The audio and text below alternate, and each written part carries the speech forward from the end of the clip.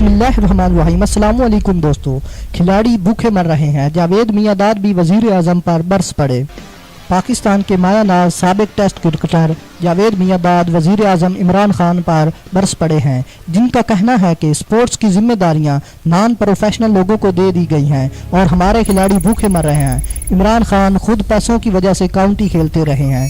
तफसीलात के मुताबिक कराची प्रेस क्लब में मैट दी प्रेस से खिताब करते हुए जावेद मियांदाद ने डिपार्टमेंटल क्रिकेट ख़त्म करने के फैसले की मुखालफत करते हुए कहा, डिपार्टमेंटल क्रिकेट की वजह से हम चैंपियन बने हैं, जबकि इमरान खान ने खुद डिपार्टमेंटल से क्रिकेट खेली, जबकि पैसों के लिए तो वो काउंटी क्रिकेट भी खेलते रहे। हम पागल थे जो डिपार्टमेंट से क्रिकेट खेलते थे। हुकूमत डिपार्टमेंटल क्रिकेट की हौसला शिकनी की बजाय हौसला अफजाई करे।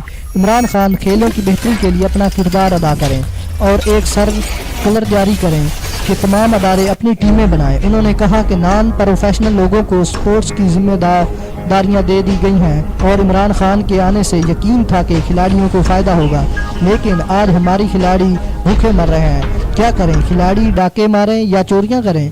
खिलाड़ियों के लिए नौकरियां ना होने की वजह से हॉकी तबाह हुई है, खेलों के ग्राउंड पर कब्जे हो गए हैं।